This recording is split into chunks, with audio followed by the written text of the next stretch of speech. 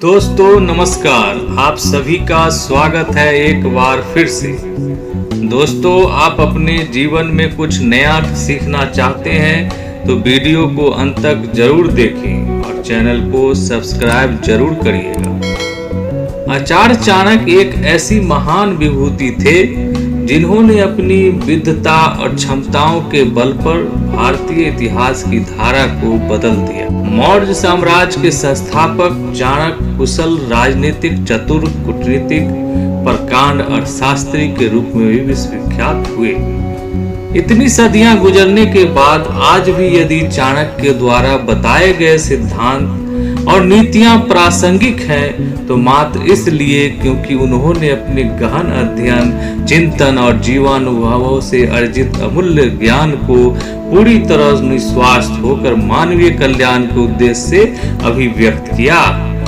वर्तमान दौर की सामाजिक संरचना, भूमंडलीकृत अर्थव्यवस्था और शासन प्रशासन को सुचारू ढंग से बताई गई नीतियां और सूत्र अत्यधिक कारगर सिद्ध हो सकते हैं। चाणक्य नीति के द्वितीय अध्याय से यहाँ प्रस्तुत है कुछ अंश।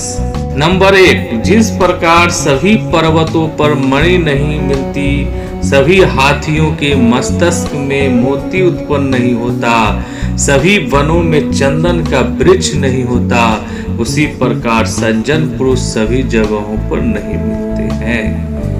नंबर 2, झूठ बोलना, उतावलापन दिखाना, दुस्साहस करना, छल कपट करना, मूर्खतापूर्ण कार्य करना, लोभ करना, पवित्रता और निर्दयता, ये सभी स्त्री के स्वाभाविक दोष हैं।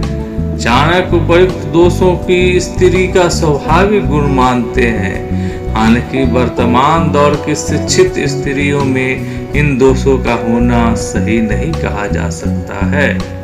नंबर 3, भोजन के लिए अच्छे पदार्थों का उपलब्ध होना, उन्हें पचाने की शक्ति को होना, सुंदर स्त्री के साथ संसर्ग के लिए काम शक्ति का होना, प्रचुर धन के साथ साथ धन देने की इच्छा होना, ये सभी सुख मनुष्य को बहुत कठिनता से प्राप्त होते हैं। नंबर 4, चाणक्य कहते हैं कि जिस व्यक्ति का पुत्र उसके नियंत्रण में रहता है, जिसकी पत्नी आज्ञा के अनुसार आचरण करती है और जो व्यक्ति अपने कमाए धन से पूरी तरह संतुष्ट रहता है, ऐसे मनुष्य के लिए यह संसार ही स्वर्ग के समान है।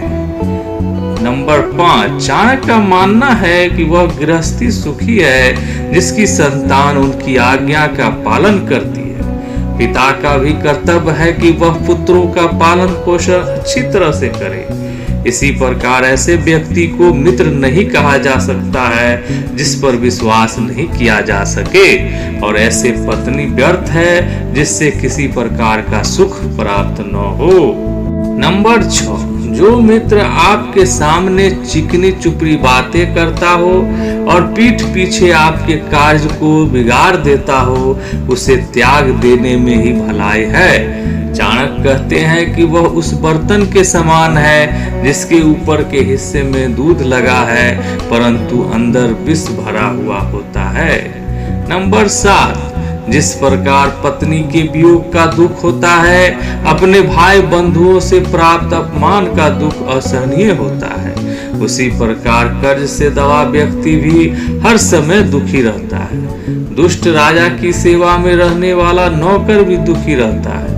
निर्धनता का अभिशाप भी मनुष्य कभी नहीं भुला पाता है। इससे व्यक्ति की आत्मा अंदर ही अंदर जलती रहती है। नंबर 8, ब्राह्मणों का बल विद्या है, राजाओं का बल उनकी सेना है, वैश्याओं का बल उनका धन है और शूद्रों का बल दूसरों की सेवा करना है। ब्राह्मणों का कर्तव्य है कि ये विद्या ग्रहण करे, राजा कर्तव्य है कि वे सैनिकों द्वारा अपने बल को बढ़ाते रहे, वैश्याओं का कर्तव्य है कि वे व्यापार द्वारा धन बढ़ाएं, शूद्रों का कर्तव्य श्रेष्ठ लोगों की सेवा करना है।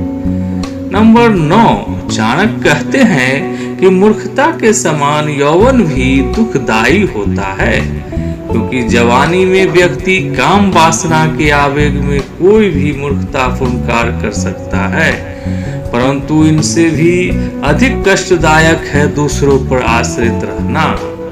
नंबर 10, चाणक्य कहते हैं कि बचपन में संतान को जैसी शिक्षा दी जाती है उनका विकास उसी प्रकार होता है। इसलिए माता पिता का कर्तव्य है कि वे उन्हें ऐसे मार्ग पर चलाए जिससे उनमें उत्तम चरित्र का विकास हो, क्योंकि गुणु व्यक्ति से ही कुल की शोभा बढ़ती है।